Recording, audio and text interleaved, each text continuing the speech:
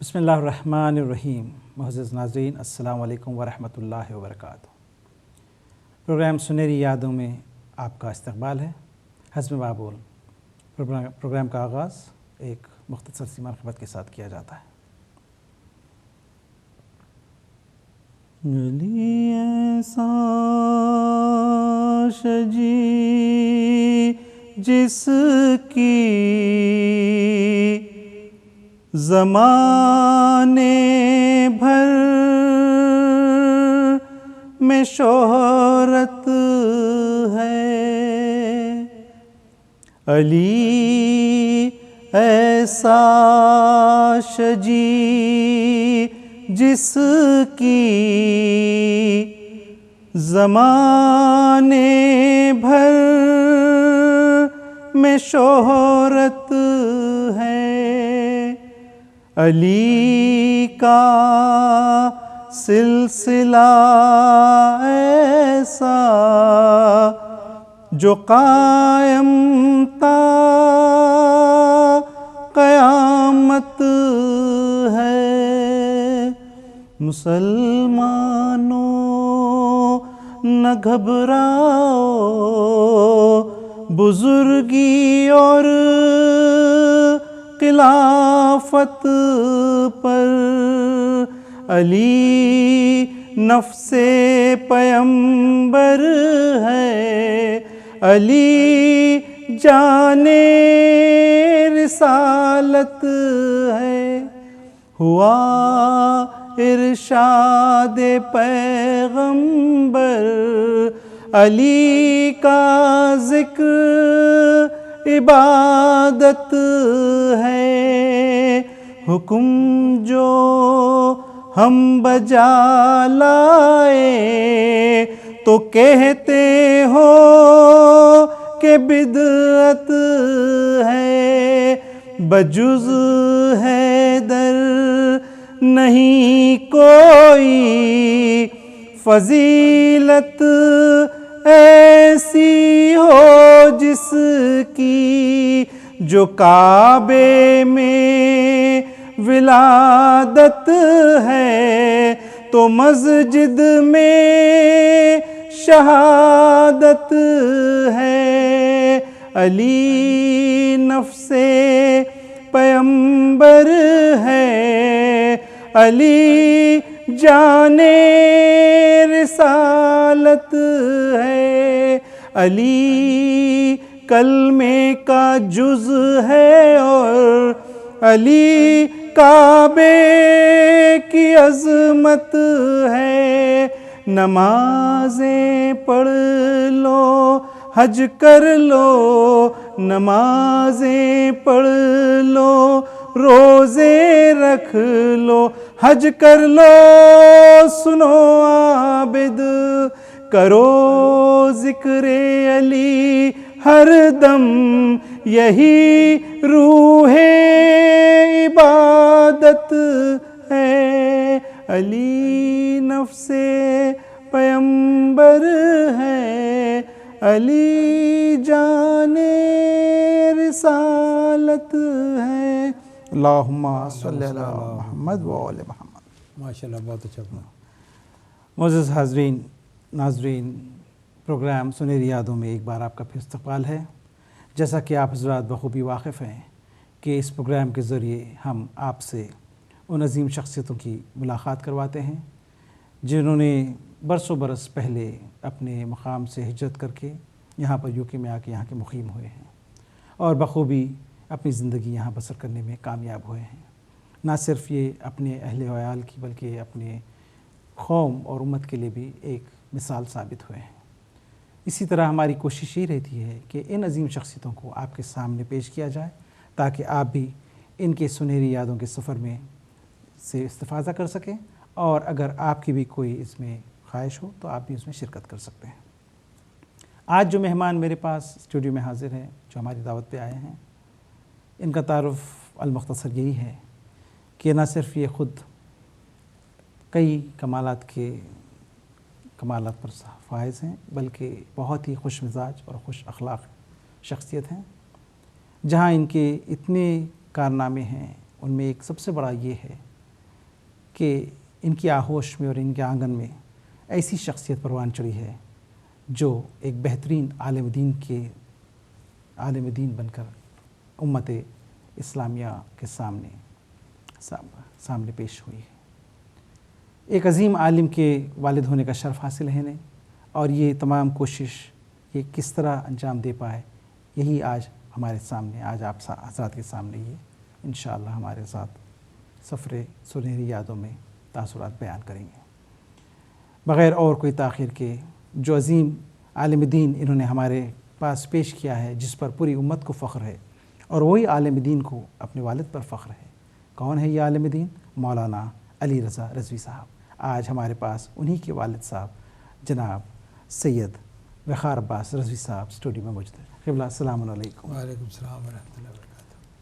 تو آپ سے گفتگو کرنے کی سعادت نصیب ہوئی ہے. ماشاءاللہ آپ تشریف لائے ہیں ہمارے اسٹوڈیو میں.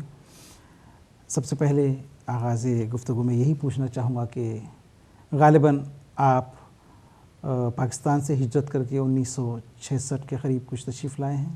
جی ہاں، 24 اپریل 1966 میں آیا. ماشاءاللہ.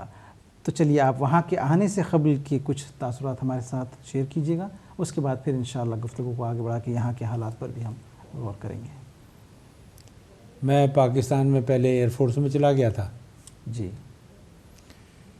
اور اس کے بعد پھر میں پولیس میں چلا گیا.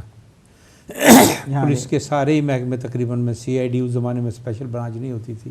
جی جی. CID میں بھی میں رہا، انٹیلیجنس برو میں بھی میں رہا، ڈسٹرکٹ پولیس میں بھی رہا، ساری جتنے بھی پولیس کے محکمے سب میں گھوما ہوں. میں تو وہاں آنے سے پہلے آپ پولیس میں ہی 16 سال میں نے نوکری کی. پورا وقت پولیس میں ہی تھے کہ کچھ اور بھی شعبے میں آپ نے تھے کوئی؟ نہیں، پولیس کے جو مختلف ڈپارٹمنٹس ہیں اسی میں میں رہا. اچھا. اور وہاں پر اس وقت غالباً پولیس، آرمی اور ایئر فورس یہ سب مختلف ہوا کرتے تھے ہوں گے. تو ہاں، وہ علیحدہ تھی. پہلے میں ایئر فورس میں تھا. وہاں تو آپ نے اپنی زندگی کا شروعات آپ نے اپنی ایئر فورس سے شروع کی. ایئر مارشل اصغر خان ہمارے اسٹیشن کمانڈر تھے. اچھا. پشاور کے. جی جی جی. اس وقت یہ گروپ کیپٹن تھے. تو آپ ایئر فورس میں کیا وہاں پر کوئی ٹیکنیکل سائڈ میں تھے؟ کیا ٹیکنیکل سائڈ میں تھا. تو وہاں سے پھر آپ نے گروپ 1 میں تھا میں. تو ایئر فورس کی نوکری سے زیادہ پولیس کی نوکری بہتر ہوتی ہے؟ نہیں، دونوں اپنی اپنی جگہ اچھی ہیں. کیونکہ آپ ایئر فورس سے پھر آپ پولیس میں داخل ہوئے واپس. ہاں، ایئر فورس میں چونکہ ہر 3 مہینے جب تک ٹریننگ ہوتی ہے، ہر 3 مہینے کے بعد امتحان ہوتا تھا ہمارے زمانے میں. اچھا. اور وہ 100% نمبر مانگتے تھے ایئر فورس میں؟ ایئر فورس میں کسی بھی محکمے میں اتنے نمبر نہیں کوئی بھی مانگتا. ہاں، بہت سینسیٹیو شعبہ ہوتا ہے. جی. اور اس میں سے اگر تھوڑے سے بھی کم ہوں تو وہ اسے فیل سمجھتے تھے. اچھا اچھا. تو 1-2 دفعہ تو بیک انٹری میں پھینک دیتے ہیں وہ. تو آپ کتنے سال رہے ایئر فورس میں؟ تقریباً 2 سال. تو 2 سال میں وہ 3 مہینے کے امتحانات مسلسل کامیاب ہوتے رہے اس میں؟ سارے ہوتے رہے، لیکن وہ ایک میں فیل ہو گیا تھا. اچھا. کیونکہ اس کے بعد پھر میں نے فائنل سٹیج میں چلا جانا تھا. 6 مہینے کی تو تربیت رہ گئی تھی میری ساری. اچھا اچھا اچھا. جی جی. کیونکہ میرا ٹریڈ تھا گراؤنڈ ریڈیو فٹر. ہاں بالکل. تو وہ کافی واسٹ سبجیکٹ ہے. جی جی. اور اس زمانے میں ہمارے جتنے بھی استاد تھے وہ سب کے سب انگریزی تھے، سوائے 1-2 کے پاکستانی. تو ایئر فورس سے پھر آپ وہاں ناکام ہو گئے تو آپ وہاں سے پھر نہیں، وہ انہوں نے مجھے کہا کہ بھئی اس گروپ کو چینج کر کے ہم دوسرے گروپ میں بھیج دیتے ہیں آپ کو. میں نے کہا میں نہیں، اسی میں ہی رہوں گا، ورنہ میں گھر نان ٹیکنیکل میں بھیجنا چاہ رہے تھے آپ؟ نہیں، ایئر فورس میں کوئی بھی گروپ نان ٹیکنیکل نہیں ہوتا ہے. اچھا، سبھی ٹیکنیکل؟ سبھی ٹیکنیکل. لیکن آپ کا جو انٹرسٹ تھا وہ ریڈیو میں ہی تھا آپ کا؟ نہیں، میرا انٹرسٹ نہیں، بلکہ گروپ 1 میں تھا میں. اچھا. ہاں، تو وہ مجھے گروپ 1 سے دوسرے گروپ میں چینج کرنا چاہ رہے تھے. تو وہ آپ کو قبول نہیں تھا؟ ہاں، اس سے اوپر گروپ کوئی ہوتا ہی نہیں، کمیشن ہی ہوتی ہے پھر ہمارے پاس. اچھا اچھا اچھا. ہم اپنے اس سے یہ 30-35% کمیشن حاصل کرتے تھے گروپ 1 سے. تو آپ نے وہ نہیں میں نے قبول نہیں کیا. میں نے کہا کہ میں گھر جانا پسند کروں گا، اسے مہمان نہیں جاؤں گا. اچھا. تو پھر آپ نے؟ ہاں، تو پھر میں آیا. میں ابھی 3 مہینے بھی بیکار نہیں تھا، گھر پر آن کر لاہور آ گیا تھا میں واپس. تو پولیس کی بھرتی ہو رہی تھی. جی. تو میں وہاں چلا گیا، انہوں نے لے لیا مجھے، ایسے لے لیا تھا. تو پھر پولیس میں آپ وہاں پر کون سے انٹیلیجنس ڈپارٹمنٹ میں کام کیا کرتے؟ نہیں، شروع میں ڈسٹرکٹ پولیس میں ہی تھا. پولیس میں ڈائریکٹ انٹیلیجنس بیورو میں نہیں بھیجتے ہیں. جی جی جی. ڈسٹرکٹ پولیس میں پہلے جاتے تو ہیں. پولیس میں آپ کو یہ اپنا پچھلا ایئر فورس کا تجربہ کام آیا آپ کو وہاں پر؟ نہیں کچھ بھی نہیں, بس اسی طرح. ہاں وہ فورس چاہے وہ لینڈ فورس ہو, نیول فورس ہو یا ایئر فورس ہو, وہ بالکل ہی علیحدہ محکمے ہیں, ان کا اس سے کوئی تعلق نہیں. غالباً یہ اس وقت کی بات ہوں گی آپ بہت ہی نوجوان ہوں گے اس وقت. ہاں بالکل جوان تھا میں. تو پولیس کی نوکری کب تک پھر آپ اس کے بعد پولیس کی نوکری میں 1966 تک کرتا رہا. تو پولیس کی نوکری ماشاء اللہ وہاں پہ گورنمنٹ جاب سے بہت بڑی بات مانی جاتی تھی اس وقت. تو اس کے بعد پھر لندن آنے کا خیال کیسے آپ کا ہے؟ لندن آنے کا خیال میرا یوں آیا کہ مثلاً مجھے ایک جگہ, میں کبھی زندگی میں ہی بددیانت نہیں رہا. جی. پولیس میں ہونے کے باوجود بھی میں نے غلط کام کبھی زندگی میں ہی نہیں کیا. جی جی.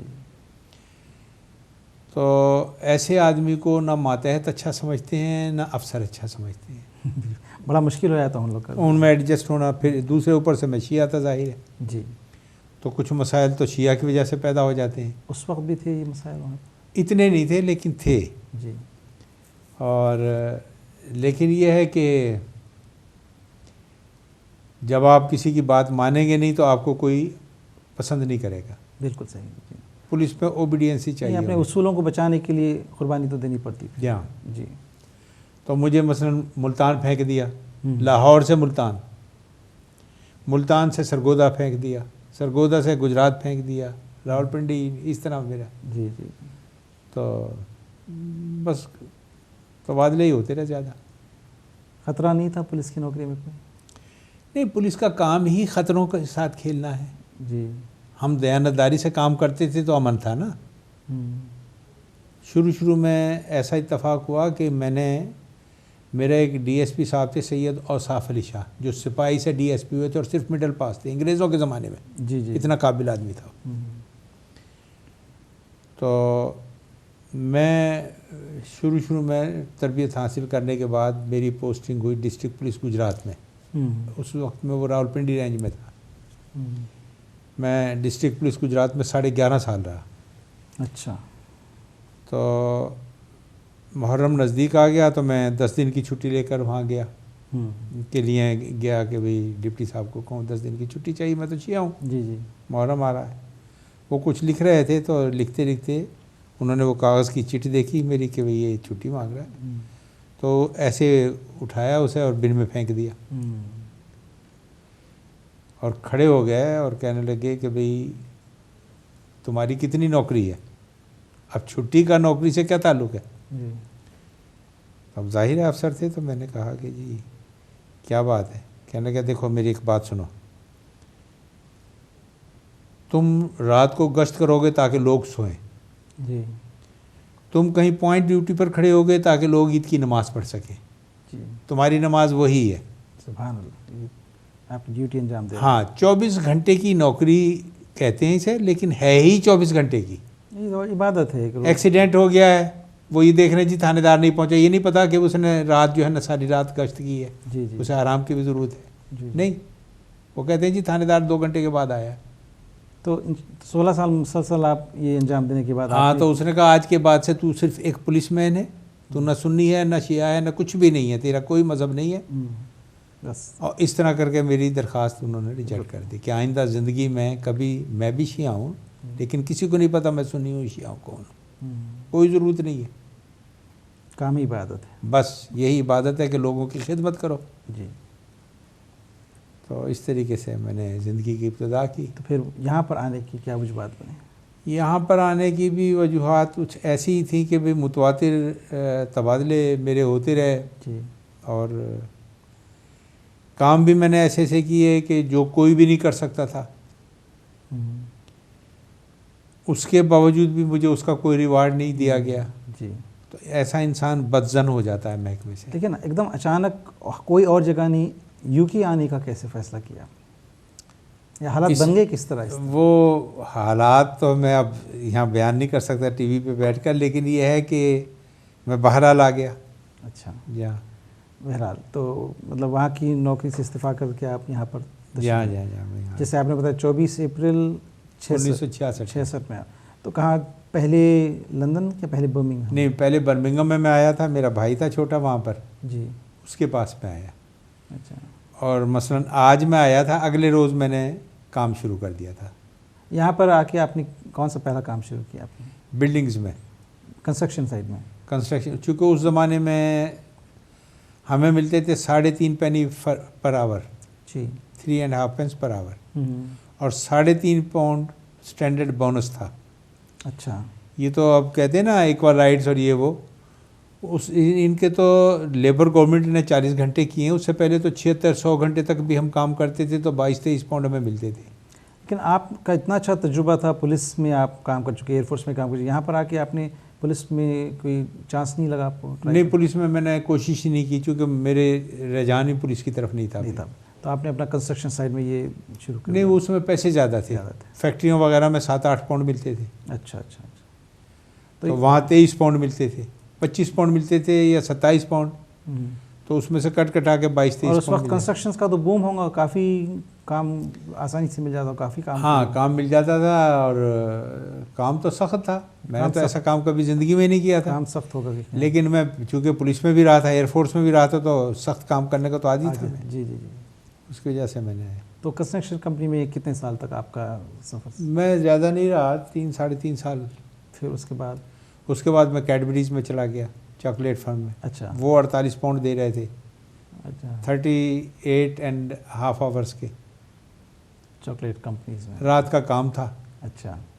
تو وہاں کافی سال رہے. ہاں، وہ بہت اچھی فرم تھی اور صاف ستھرا کام تھا. لیکن وہ بھی میں نے کافی کام کیا، کافی عرصے تک کیا میں. تو آپ جس وقت تشریف لائے، آپ اور آپ کے بھائی یہاں پر تھے، چھوٹے بھائی؟ ہاں، وہ چھوٹا بھائی تھا میرا. جی. اور وہ اس کو میں نے کہا تھا، میں نے کہا بھائی یہاں کام، اس نے بتایا کہ یہاں تو جتنا سخت کام ہوگا اتنے زیادہ پیسے ملتے ہیں.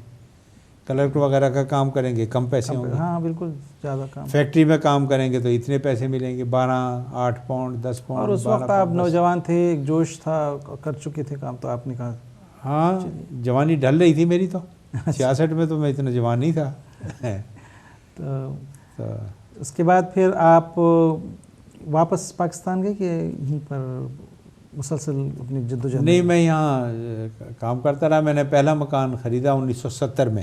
70 میں 1125 پاؤنڈ کا میں نے 3 بیڈ کا مکان خریدا تھا، فری ہولڈ. 1125 میں پہلا مکان؟ جی ہاں، ماشاء اللہ. جی. برمنگھم میں؟ برمنگھم ایڈنگٹن کے علاقے میں. لیکن اس وقت آپ اکیلے تھے کہ آپ جب تک کہ آپ؟ نہیں، میری شادی ہوئی ہے، اس کے 6 مہینے کے بعد میری بیوی آئی. گھر لینے کے بعد؟ گھر میں نے لیا ہی اس بنا پر تھا کہ بھئی چونکہ میں پہلے تو جو کماتا تھا والدین کو بیچتا رہتا تھا. جی جی. سارے ہی پیسے. اچھا. میں ایک پیسہ بھی نہیں رکھتا تھا. 1 پاؤنڈ ویکلی کرایا جاتا تھا کمرے کا. اس زمانے میں گھروں میں سینٹر ہیٹنگ نہیں ہوتی تھی، ہیٹر بھی نہیں ہوتے تھے، قالین نہیں ہوتی. شدید سردی کے باوجود؟ ہاں، کچھ بھی نہیں تھا. باہر ٹوائلٹیں تھیں، باتھ روم نہیں تھے. سوانا باتھ میں 1 پاؤنڈ دیں، وہاں جا کر نہا لیں تالابوں میں. اچھا. ہاں. تو 1970 میں آپ نے پہلا مکان لیا اور 70 ہی میں آپ نے شادی بھی کی؟ ہاں، 70 میں میری شادی ہوئی تو بیوی آئی 5-6 مہینے کے بعد. اچھا. شادی پاکستان میں؟ پاکستان میں ٹیلی فون پر کی، چونکہ میں جانتا ہی نہیں تھا کون ہے کیا ہے. مجھ سے پوچھا گیا میری والدہ نے کہ بھئی سارے سب سے چھوٹے بھائی کے بنا آپ جانے بنا دیکھے آپ نے شادی کے لیے راضی ہو گئے آپ؟ بھائی دیکھے اور بھالے تو علیحدہ چیز ہے. میں نے اپنی والدہ سے یہ خط لکھا. اس زمانے میں تو ٹیلی فون تھے ہی نہیں، ہمیں ملتے ہی نہیں تھے. جی جی جی. تو خط لکھتے تھے ہم لوگ. تو خط میں نے لکھا کہ بھئی مجھے نکاح ہو چکا تھا میرا. جی. فون پر یعنی بیوی تو بن گئی تھی وہ. جی جی جی. کسی کے گھر پر فون تھا تو وہاں نکاح ہوا تھا. اچھا. جی. تو میں نے گھر خط لکھا کہ مجھے ایک فوٹو بھیج دیں کہ بھئی فلانی تاریخ کو جو ہے میری بیوی چونکہ آ رہی، اگست میں آ رہی تھی نا وہ. جی جی. تو میں جا کر انہیں لے آؤں. تو میری والدہ کو بہت برا لگا. انہوں نے والد صاحب سے خط لکھوایا کہ ہم نے اتنی بے غیرت اولاد نہیں دیکھی کہ ماں سے بیوی کا فوٹو مانگ رہا ہے. بتائیں کیا کیا. میں 3 دن تک وہ خط پڑھ کر روتا رہا. اچھا. شادی کے بعد بھی؟ ہاں، وہ انہوں نے محسوس کیا. یہ تو ناظرین کے لیے ہمارے بہت زیادہ دیکھیے سبق کی چیز ہے کہ آج کل جو ہمارے بچیاں ضد کرتے ہیں کہ ہم ملیں گے اور پھر پہچانیں گے اور جانیں گے، یہ ایک سامنے اتنی خوبصورت مثال ہے ہمارے کہ بنا جانے پہچانے آپ نے صرف والدین کی اطاعت کے اوپر.